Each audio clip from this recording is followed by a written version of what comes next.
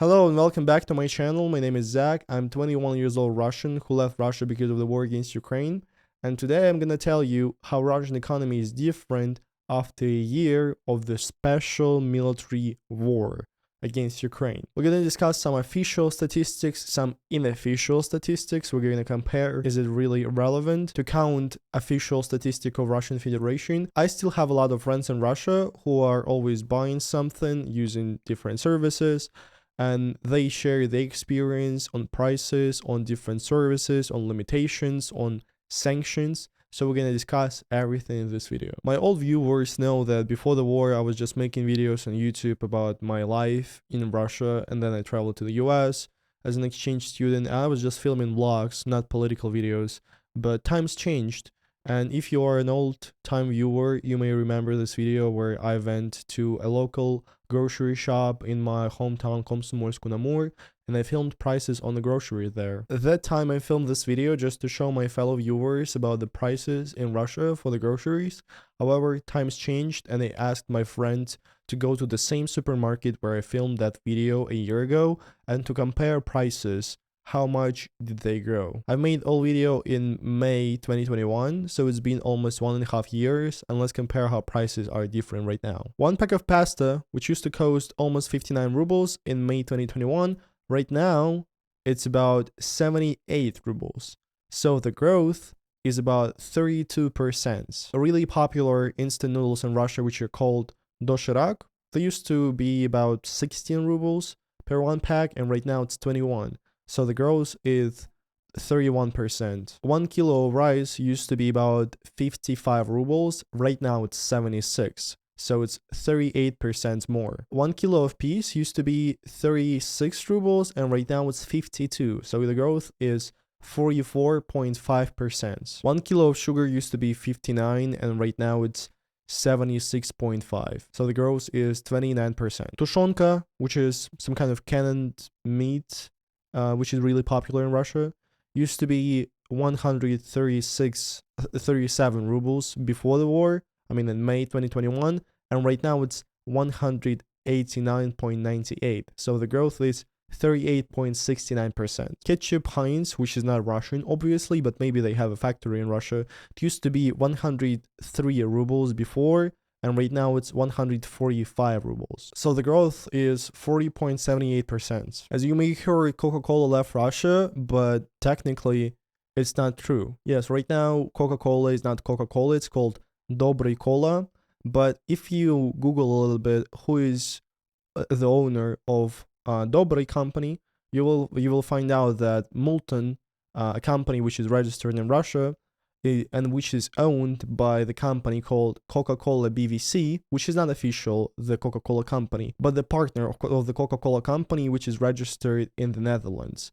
And that company is responsible for producing Coke in Russia. And the Coca Cola company, like the American one, they've sent the ingredients, everything they need for production, somewhere to Netherlands, to Russia, to produce it, and then the Coca Cola BVC produces, maybe, I don't know where the factory is, but basically they produce it somewhere in Europe or maybe even in Russia. Basically, the Coca-Cola company, American one, didn't withdraw everything from Russia. They still sell their ingredients and they still let the Coca-Cola BVC to use their brand to sell Coke in Russia. However, it is not called Coca-Cola right now. It's just called Dobry Cola, because Dobry used to be a type of juice which is owned by the company Multon, which is owned by Coca-Cola BVC. To make a story short, Coca-Cola didn't leave Russia, and this Dobry Cola, Dobry Fanta, all those analogs, they are literally the same. They are not even analogs. It's the same product. It's the same Coca-Cola. It's the same Sprite. It's the same Fanta. It's all the same. And the Coca-Cola didn't leave Russia. They just asked to rename it so they wouldn't lose some reputation. I would call it cynical, to be honest. Anyway, so the price on Coca-Cola for half liter from 57 rubles rise to 64, which is a raise by 20%. On the shelves of the grocery stores of the Far East, you also may see Chinese Coke and Sprite. And I asked my Chinese friend and he said, yes, this is a regional Coke which they sell in China, and right now it's being imported into Russia. There is also a difference in the prices of some foreign fruits.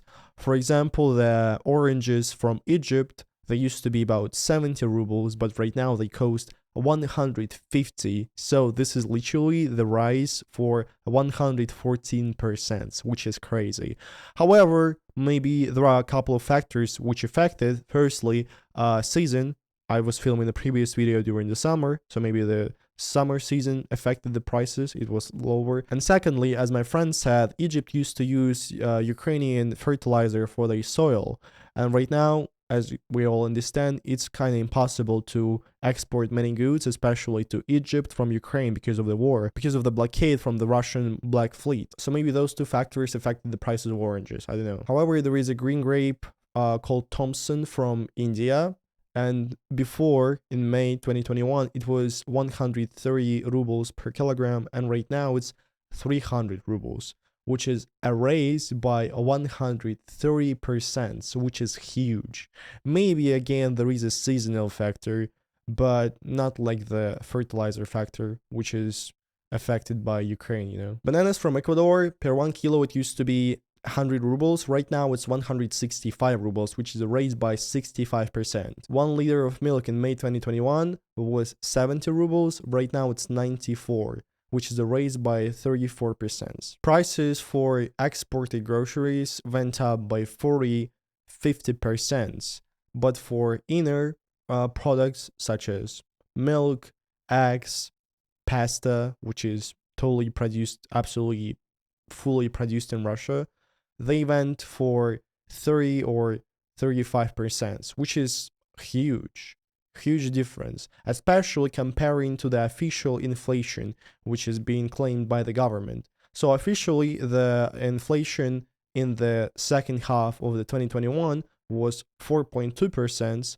and officially, as our Russian government says, in 2022, the inflation was only 11.94%. So if you plus the inflation for the second half of the 2021 and the 2022, you will get 16.15%. So 16%. However, the prices, even for groceries which are absolutely being produced inside of Russia, they've been up for 30%, twice more than the official inflation claims. Scam. And interesting that the Coca Cola company said that they left Russia, but technically they didn't leave and they still produce the same product that they used to be. It's just a different banner. And Chinese Coke and Sprite, considering the inflation, cost even less than it used to be before the war. And it's interesting that so many European companies related to groceries, somehow they've stopped working with Russia. And logically, Russia would need to grow its own market of groceries, of farming. They need to grow more. However, as the official statistics say, the whole grocery sphere only raised by 0.4%. Drinks, yes, they raised by 3.7% because many companies left Russia and Russia started to create its own analogs. I'm not saying about Dobry Cola, but some even worse analogs. Well, I mean, Dobry Cola is kind of the same as cola. It's not worse. It's the same. But there are some which are like copies, which are like basically bootleg of cola, and it's not good. Yeah. Animal breeding only raised by 1.5% comparing to 2021, which is really weird considering the fact so many companies left Russia and they just trying not to have any commercial relationships with Russia.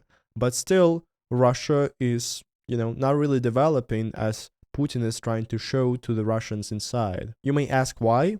Well, maybe because the Minister of Farming is a son of ex-director of FSB, KGB, so to say.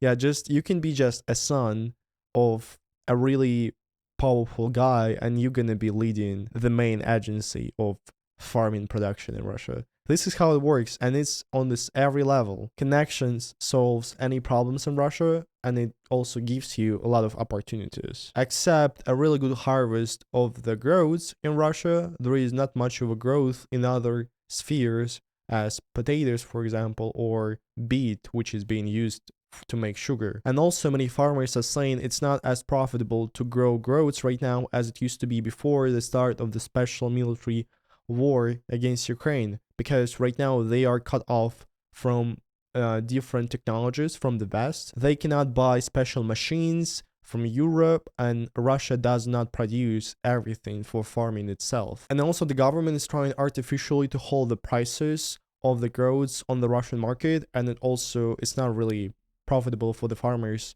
to grow goods anymore.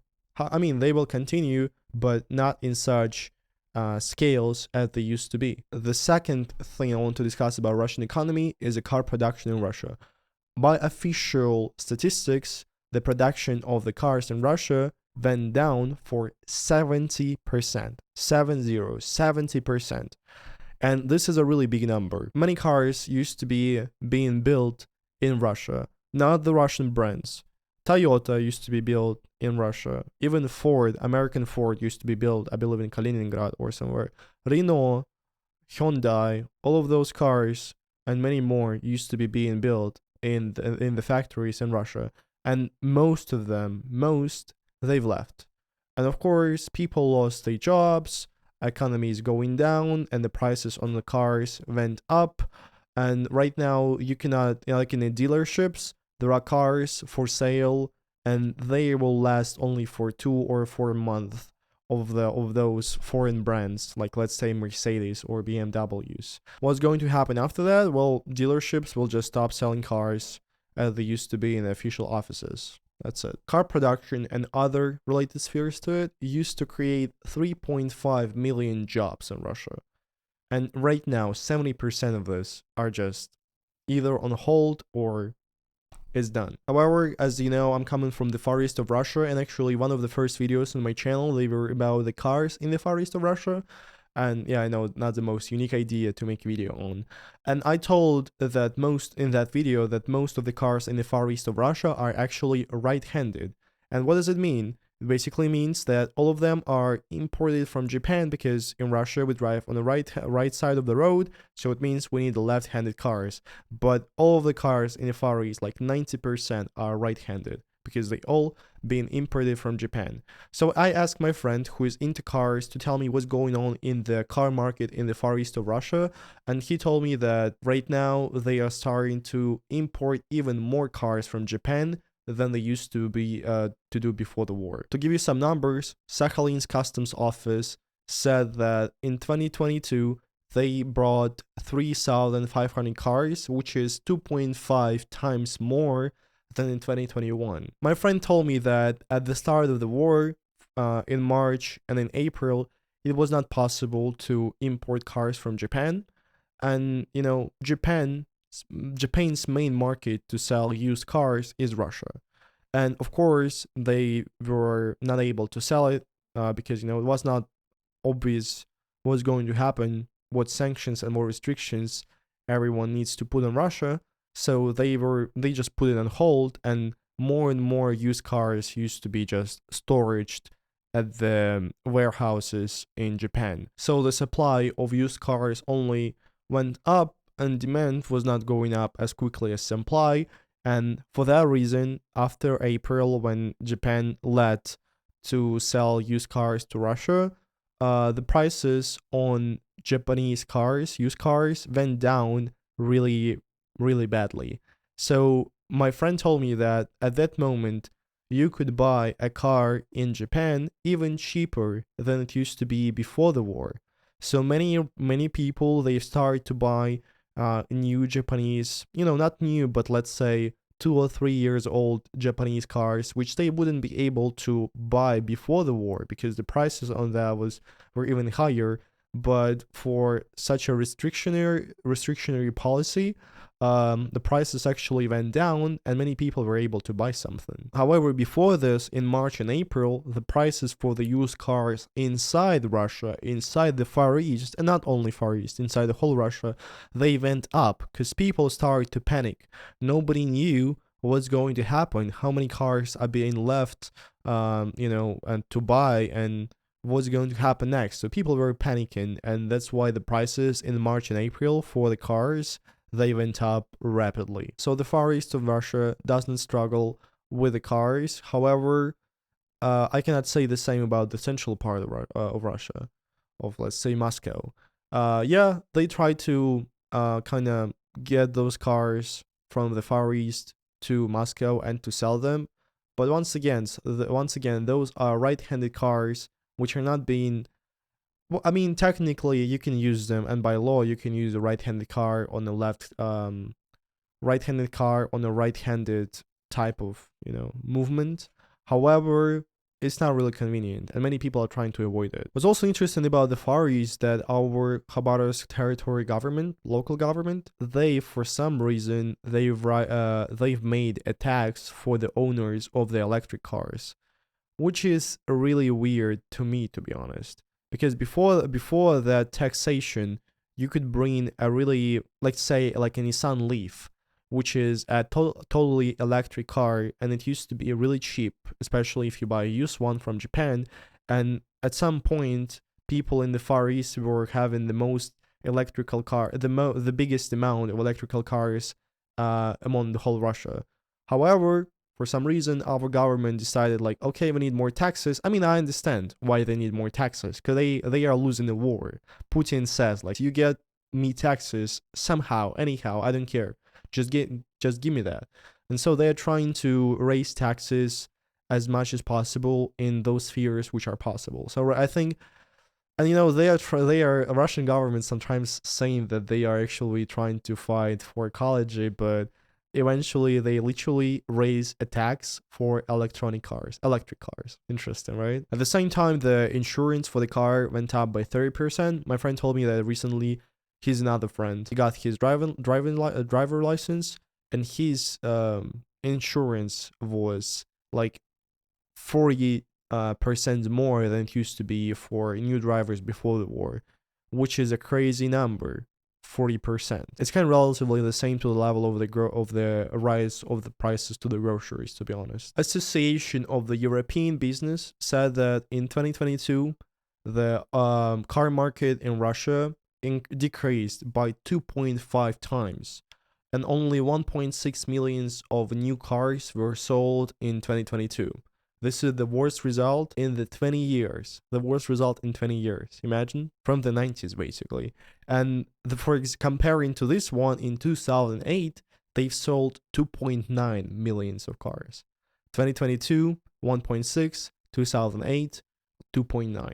And some people actually saying that 2008 was, and like those times were the best times for the Russian economy in the history. So, and at the same time, we see that right now Russia being kind of occupied by the Chinese car brands, and they are trying to sell as much as possible Chinese cars in Russia in general right now. Okay, this is kind of funny because the mayor of Moscow, Sergei Sobyanin, who is the mayor for I don't know how many years, one of the biggest supporters of Putin, he said that he wants to revive the brand which used to be alive, I believe, in the end of 90s, but basically this is a Soviet brand of cars which is called Moskvich. So Moskva, this is Moscow, and Moskvich is like Moscowite. This is the brand of the car. And they said that we created a new Moskvich number 3. And I guess all of you know about this, but basically this is a car which is not even being built. I mean, it's being built in Russia, being, put into pieces. But technically, this is a Chinese car, which is called GAC S4, or there is another name like Sihol SX4, I think.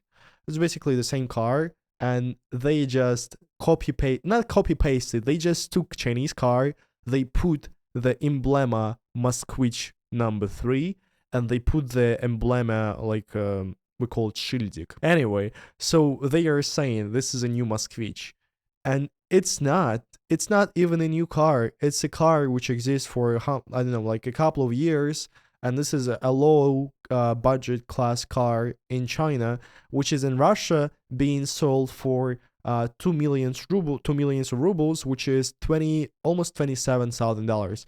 While in China they sell it. I asked my Chinese friend to check it out on the internet, and they sell it for $14.5 thousand of dollars.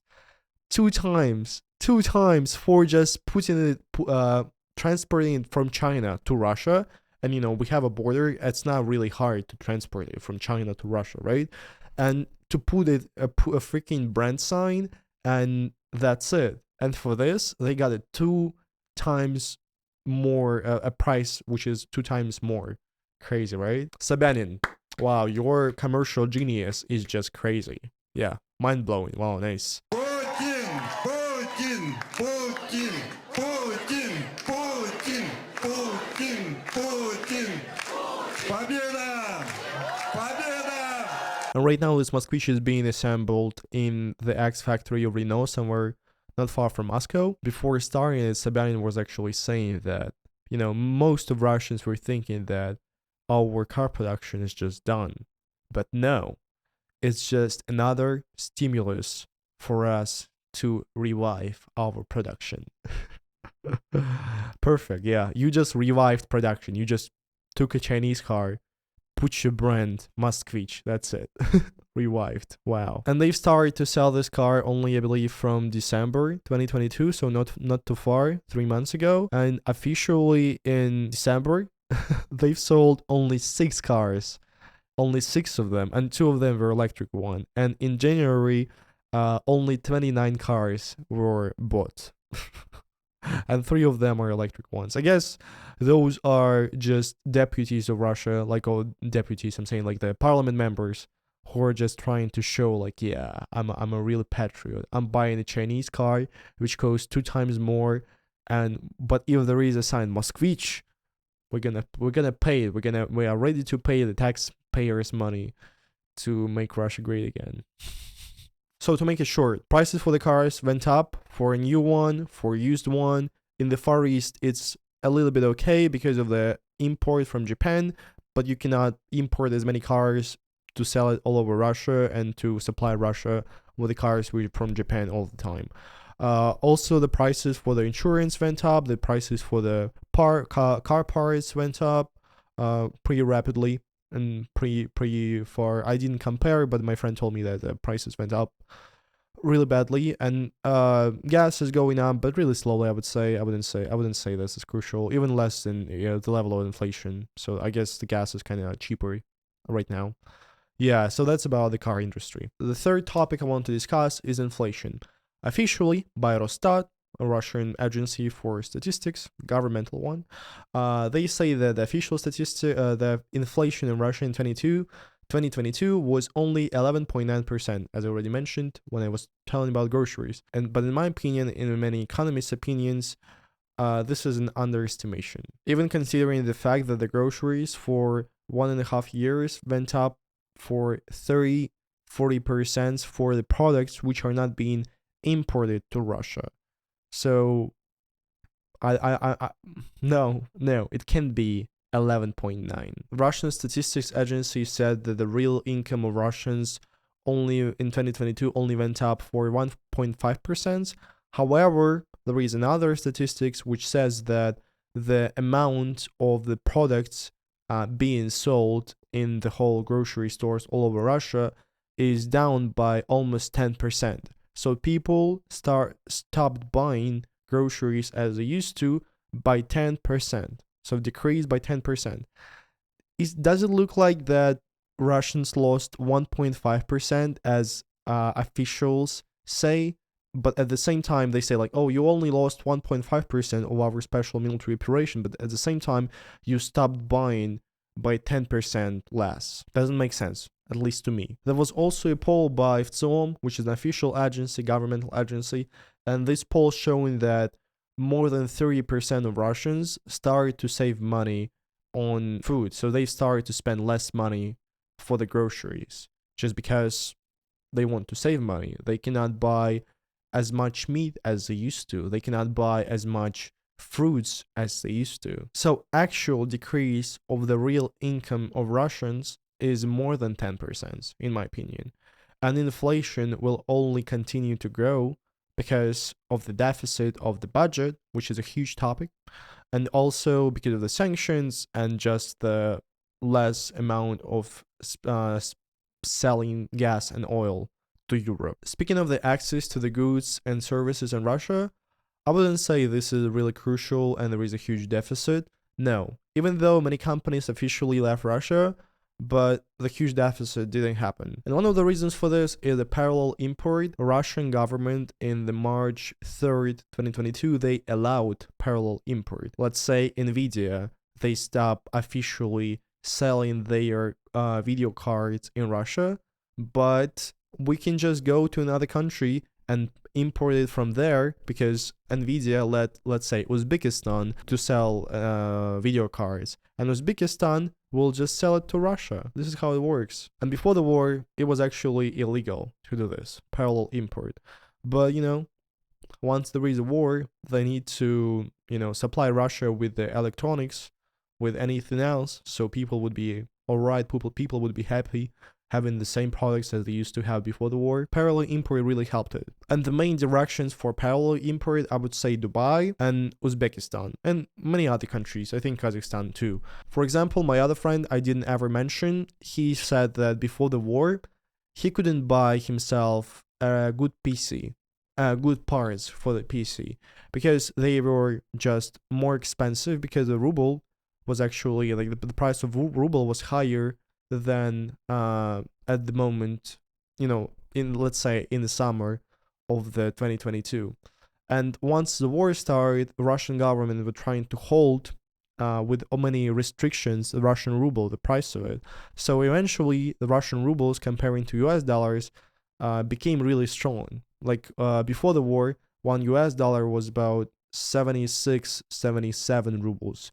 But during the summer, at one point, it was even like 55. So it's 20 rubles less than it was before the war. So many Russians, including some of my relatives, they were, as a counter argument to my arguments that the war is not right, they were saying, well, look, ruble is stronger right now. Our economy is stronger. Well, it is not. It is not.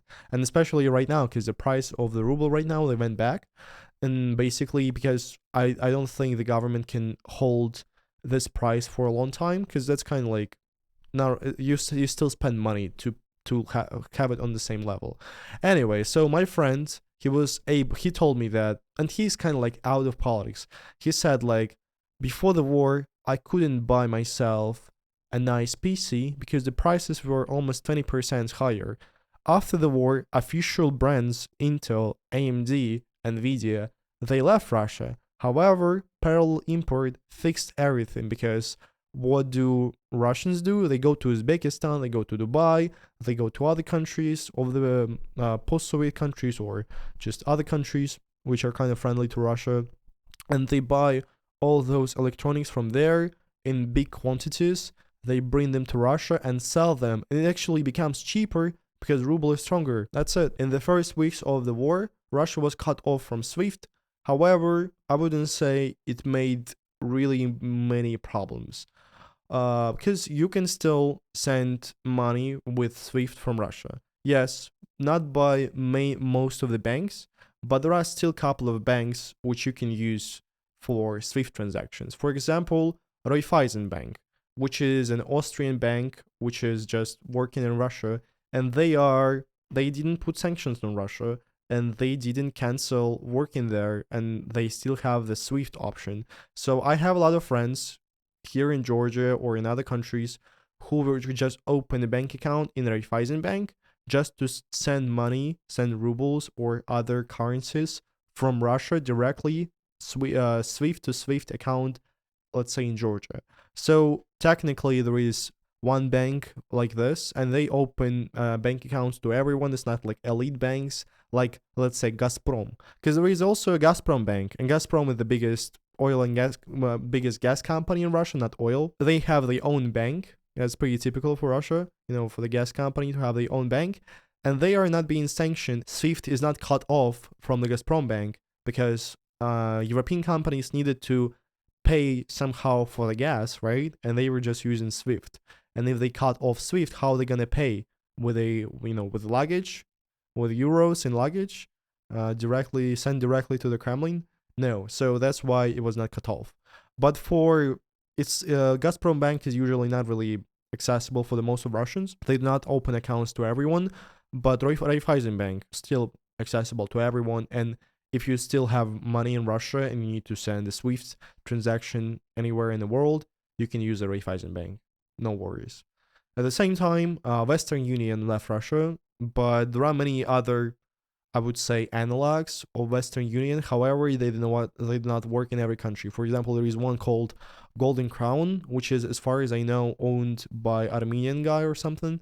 And from using Golden Crown, you can send any currencies, even rubles, to many countries actually. Most of them are post-Soviet, such as Belarus, Armenia, Tajikistan, Kazakhstan, Kyrgyzstan, Georgia, Moldova, Uzbekistan, Vietnam, Greece, Israel, Italy, Cyprus, Mongolia, Serbia, Turkey, South Korea. Those are the countries where you can send money using a Russian analog of Western Union directly, and they have offices in those countries. Also, I forgot to mention Unistream. So Golden Crown and Unistream, you can use those to send money to Georgia, for example, and I did it a couple of times. So yeah, it works. And we shouldn't forget about the cryptocurrencies, which are commonly used among Russians who love Russia, because they just need to send money somehow from Russia, and usually cryptocurrencies are not really trackable by the Russian government. Coming back to the Russian rubles and why at the start of the war, I mean, for a month, the price actually went really up. At one moment, I believe the price for $1 was about 120 rubles, which was almost 2 times more than before the war. But then, Russian central bank and just government, they started to put restrictions on the rubles, on transactions of rubles, and buying currencies, like dollars in Russia, for example. It was not possible to buy it, and right now it's still hard to buy US dollars in Russia.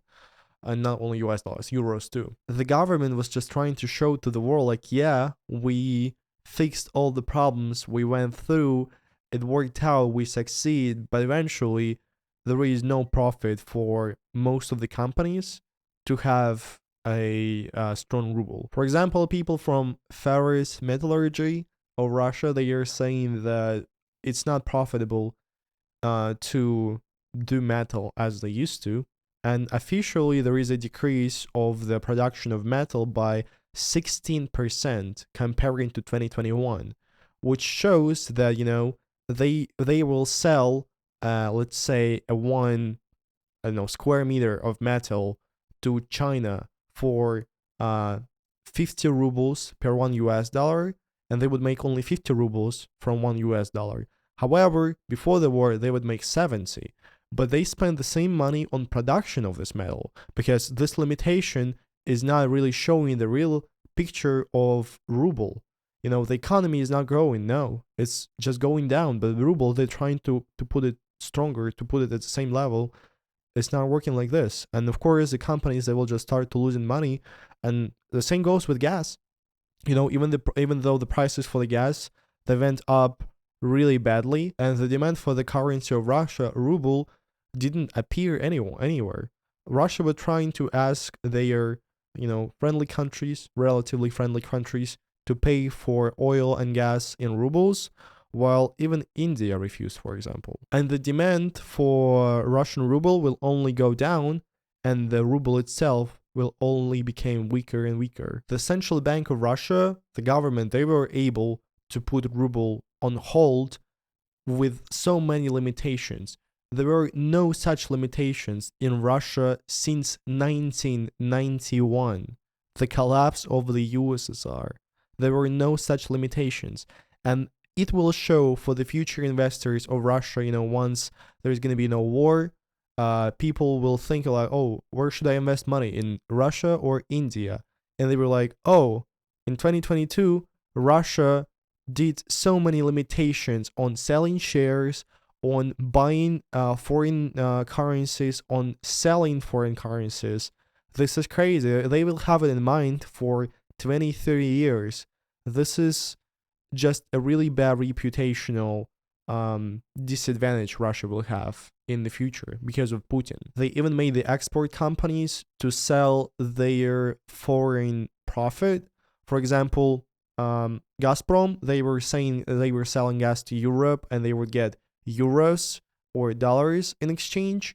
And before the war, they will just hold them to invest those money in like buying new equipment from Europe or somewhere else to develop new places with gas and everything, but the government made them to sell all the profits which were made in foreign currencies. One more restriction which was there, that banks only could sell Russians those euros and dollars which banks received after 9th of April 2022. So if they would receive this, dollar or dollar bill or euro bill in, let's say, February 28th, they just not allowed to sell it. I don't know what they do with this. Maybe they just have to give it to the government. I don't know how it works, but those limitations are never good for the economy. And once again, the artificial rate of ruble doesn't show the real economy of Russia. I do. Let's discuss some more production. As I said, that the car production in Russia lost about 70% of its production comparing to 2021, and 27.1% of workers, so more than a quarter of workers, they were put on hold in the companies. So they were not working and they were not making money. So basically they just lost their jobs. And 8.4% of workers, they were working not full-time as they used to, but only part-time. So comparing to the previous year. In the tree production, the decrease is by 10% comparing to 2021. And Russia's one of the main resource is a tree. I even have a friend whose father is actually selling trees to China. And, this is a really common business in Russia, I would say.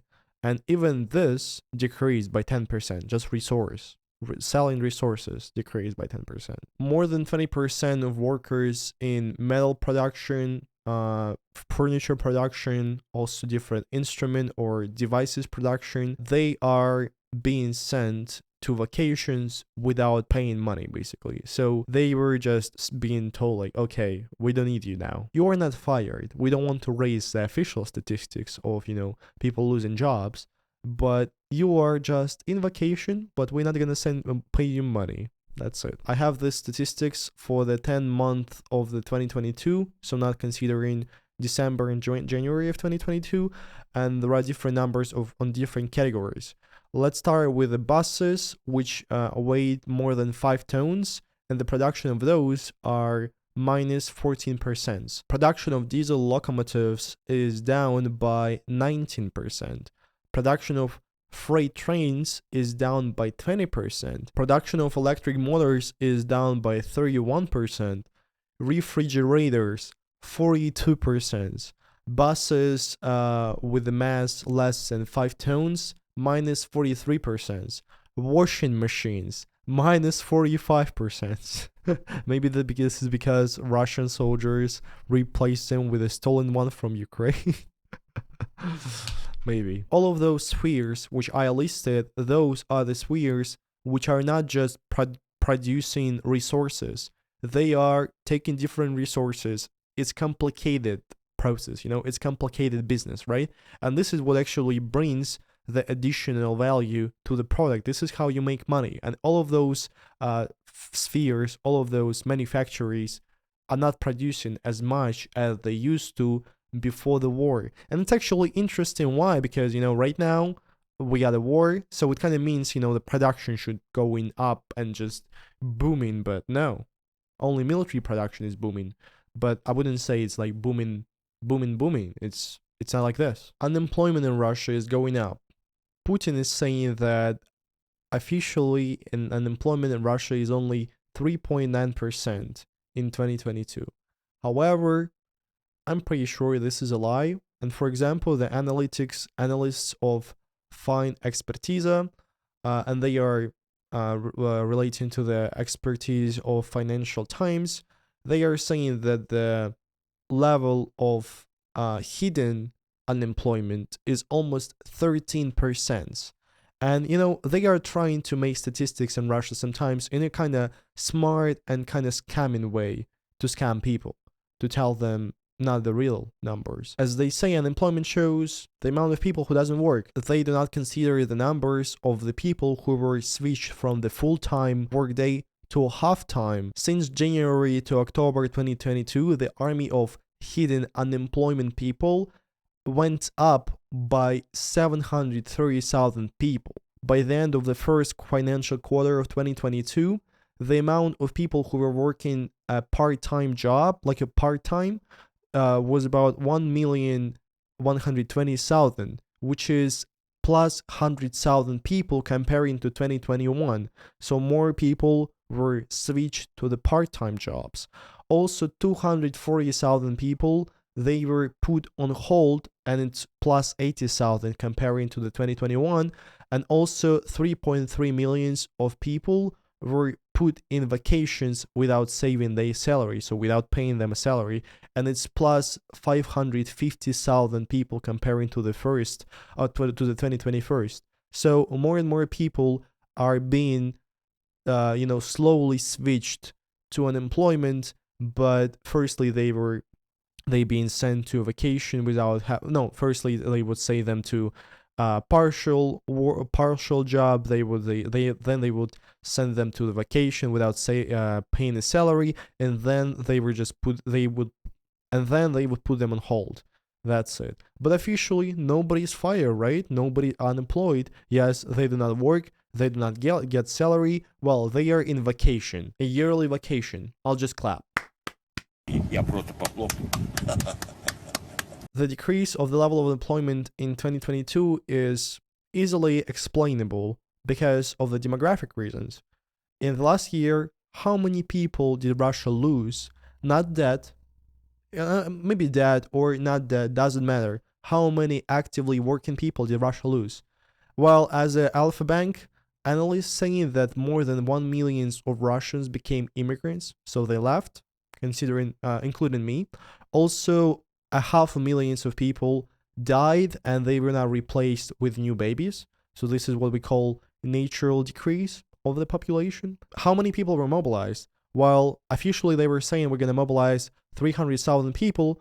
However, I've heard different numbers which are saying more than 500,000 of people were mobilized. So Russia lost almost 2 million of people actively who could work actively, who could bring economy back to the tops. But no, the war is more important, as Putin thinks. So the level of real unemployment rate, if you sum up the real numbers, which Putin says, and the hidden unemployment, if you sum up, it's going to be about 10%. And this level of unemployment is huge. Such level of unemployment was only in the late 90s, which were really poor years for Russia, and my parents still remember those days as hell, as economical hell. And most of the people, they think that right now Russia is not going back to the 90s because of Putin, and Russians are living a great life because of Putin, not like in the 90s, but is going back because of Putin again. Elvira Nabiulina, who is the head of the Central Bank of Russia, said that the partial mobilization, which is kind of like a full mobilization, is a new factor of the growth of inflation, because workers are being called up to the front, or they had to leave Russia just not to go to the war. Many different resources saying different numbers about the amount of Russians who left Russia. I've heard the numbers of 700,000, 1,000,000, 800,000. Personally, I think it's about 1,000,000, to be honest. And I have a lot of friends who immigrated to Georgia, to Armenia, to Turkey, even to Belarus, even though Belarus right now is almost like Russia, but still they technically cannot be called up and given a summon to go to the enlistment office over there. Many went to Bali, some went to Europe, the more let's say richer one. Some went to the US, so about 1,000,000 of people. Speaking of mobilization, the source called Media Zona says that 527,000 of Russians were mobilized, and they've got this information from the documents about marriages, because many soldiers, when they were going to the front lines and they were not married, they were trying to marry as fast as possible. So the people whom they marrying, if they die, that person would get a lot of money, a new apartment, a new Lada, and all those benefits. So if we combine all of those numbers, it shows that almost 1.5 million of Russians stopped participating in the economy directly. They left, they do not work their jobs anymore, they do not make this difference in the economy. I have a lot of friends in Russia who used to work officially, and right now they are trying to switch to some kind of online job, unofficial job. So their information, their documents wouldn't be listed, and the government wouldn't have information about where the guy is, where he works, where he gets his salary, so they wouldn't be able to come to the office and to take the guy to the army. Even my friend, one of my best friends, he switched his job and he was directly trying to look for a distant online job, just not to go outside a lot and not to be, risking his life to be immobilized. And this is also a factor because most of the big companies who are making big money, they are not hiring people unofficially, right? And the army is trying to hunt those workers who are really high qualified to use them either to production, military production, or on the war to be, let's say, operators of the drones if, let's say, you're an IT guy. Meanwhile, in the parliament, they've passed a law which raise the age, the potential age of a person who can be not drafted, but called up to a service, which is not mobilization. Even before the war in Russia, we had this obligatory military service, and you have to serve 1 year in the army, but only if you are a male aged from 18 to 27. And if you are, let's say, 28, and somehow you manage to dodge the enlistment process and didn't go to literally waste 1 year of your life in the army cleaning toilets, if you're 28, you were good to go. However, they've raised this age from 27 to 30. So if you were trying to dodge this service for many years and you were like, oh yeah, 28, tomorrow I'm going to be free, I may not be fearing this service anymore, 30, you got 3 more years to hide. Good luck. Interesting that during the summer 2022, the vice prime minister of the military production, Borisov, he said that the deficit of the qualified workers on the factories of the military production in Russia will be about 400,000 of people, the deficit on 400,000 of people. And the military is the only sphere which is growing right now because of the government trying to put and invest so much money there.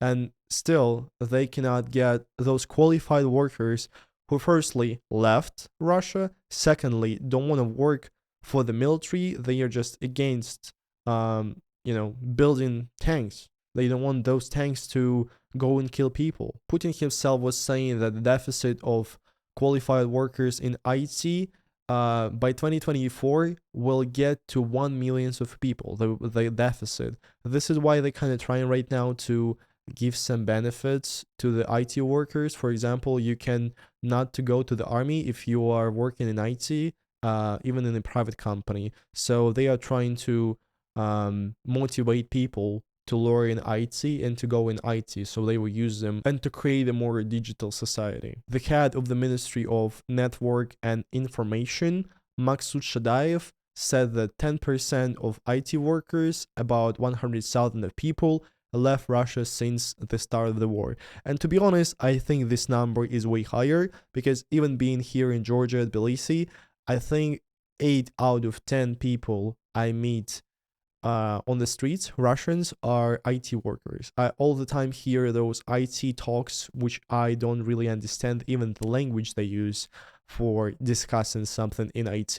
And most of the people to whom I was talking to, they were like, "Oh yeah, I'm a software developer, or I work with in crypto. I'm a developer. I'm a designer, web designer, something like this." So I think it's even more, to be honest. And I think it's really hard to calculate the whole number of IT workers in Russia. Let's talk about investments. They say that investments in Russia went up by 5.9%. Is it true? Let's find out. Elvira Nabiulina, the head of central bank, they raised their capital outflow forecast to 251 billions of dollars. And this is the anti-achievement, anti-record, I don't even know how to call it, from when? From the 90s, from 1994. Russia is going back. And yeah, the government is saying that investments in production is only growing, but who is the main investor from those 5.9%? The government. Guess what do they invest? In the spheres which are related with the war, with the buildings. So many companies were invested in that went to Mariupol to rebuild the occupied Ukrainian city. And, so many companies, it's crazy because I've heard some of the stories of people who went to Mariupol and they were saying that right now Mariupol is like the capital of building in the world. Well, yeah, because they wiped out the whole city. There is nothing left in the city. Not a single building was not hit. And of course, they need to rebuild everything. And the government is investing a lot of money, tons of money to make this. And they invest tons of money to create tanks, ammunition, and everything. And of course, investments from the budget, from the governmental budget, went up. Sure. However, where the investments are going down, well, in all other spheres, basically. In commerce, e-commerce, just default ordinary commerce, in different complicated productions which were creating goods for civil society, not for the war, in everything, as I was saying in the production section. Also, the farming investments in farming is going down, investments in communications, in TV, internet companies are going down. Basically, everything is going down except the military, except the building, except infrastructure. That's it. Even Elvira Nabiulina, as the head of central bank, said that slowdown of investments in private sector is being replaced by the government investments. Perfect. Market economy. Nice. Speaking of selling oil and gas, one of the main export things Russia sells to the whole world. In December 2022, Europe started the oil embargo of Russia, and as many economical financial agencies saying that the export of Russia since this embargo started went down by 56%. Same time during the summer, Putin himself were trying to stop selling gas to Europe just to kind of, bluff, to threaten them. And as a result, in November 2022, the profits of selling gas and oil and those taxes from the companies which were being given to the budget of the country went down by 50%. So the company started to sell in 2022. They sold 50% less oil and gas than it was in 2021. And even the interview with the ex-head of the bank Открытие, which translates as opening, Zadornov, he said that we just don't know where to sell our oil and gas. But what's really going on with Russian economy? Are there real indicators that shows what's going on? Let's see. In the end of May, Russian budget had a profit of 1.5 trillions of rubles because of the really high prices on oil and gas at the start of the war up to the May. And they had extra profits from selling gas and oil to Europe. However, to the end of 2022, that profit went somewhere away, 1.5 trillions of rubles, and Russian budget eventually was in deficit by the end of 2022. The Ministry of Finances in December 2022, they have risen the evaluation of deficit of budget of Russia up to 2% GDP. Russia used to have its own money box, which was called in Russian Fond Национального благосостояния, which translates as a fund of the national well-being, let's say. This fund was created, I believe, in 2000, maybe 4 or 5, maybe a little bit later, but not later than 2010. And the main goal was to have this money box in case something happens to stabilize economy, during the crisis. And they've almost spent the entire money box in 2022. And that's kind of crazy because I think Putin was thinking that those money going to be enough to spend on the war for many more years. February 1st, 2022, this fund of national well-being was about 13.6 trillions of rubles, but from those 13.6 trillions of rubles, only 8.8 were not arrested, and others were arrested somewhere in Europe, the US, other countries. But December 1st, 2022, the amount of this fund was already 7.6 not arrested trillions of rubles, and from those 7.6 trillions of rubles, they've used 3 trillions of rubles to cover the deficit of the budget. So right now, they only have 4.6 trillions of rubles as a real money on the hands. But before the war, they used to have 13.6. As many economists say that those money of the National Well-being Fund are going to be enough only for 1 year.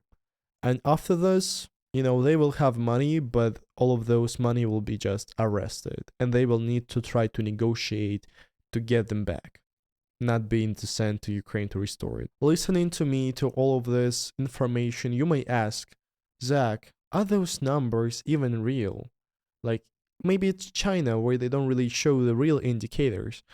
It's pretty real. It's not yet as fake, as scammy as it is, but still there are some questions to it. On March 6th, a week and something after the start of the war, central bank allowed all the private banks and governmental banks, all the banks, to hidden so much information they need to publish by law. So they allowed them not to show what's going on inside of the bank, what's going on with their statistics, so people wouldn't freak out and wouldn't go and take all of the money from the banks, right?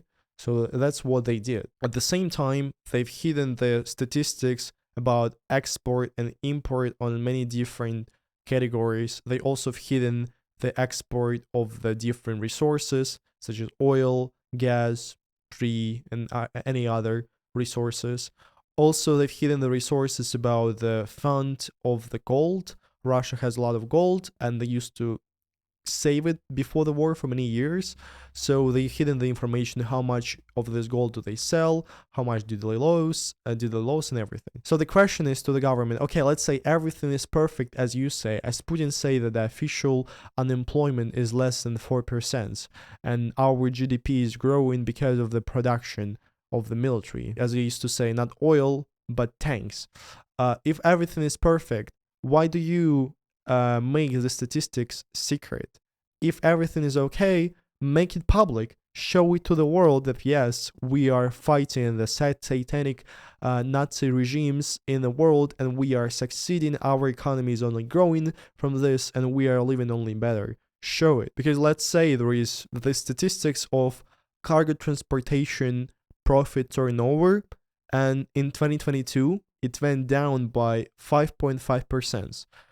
Well, if economy is growing, if everything is okay, and goods are being transported from one place to another place all over Russia to other countries, why is it then going down? During the autumn, the situation even became worse than at the start of the war. So there is no growth. The real statistics also say that in 11 months of 2022, the amount of profits which were paid as taxes from the companies that sell oil and gas went down by 5%, even though the prices on oil and gas were just huge. They were just crazy huge, especially in the first couple of months since the start of the war. Also, the real statistics says that the turnover of just commerce, of grocery commerce, goods commerce, service commerce, went in October by 10% comparing to the October of 2021.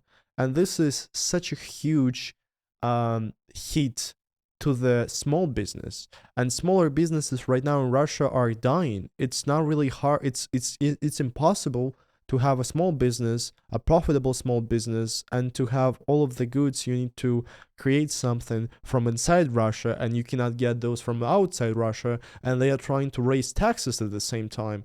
And it's just, no, small business is just dying. So let's conclude. What's going to happen with Russian economy? Nothing good, in my opinion. Even economists, official economists of Russia, are saying that the economy of Russia will not recover to the before pandemic level. So let's say 2020 or 2019. in 5 years it will not recover to that level. We're not even saying about 2012 or 2008. People will continue to lose money.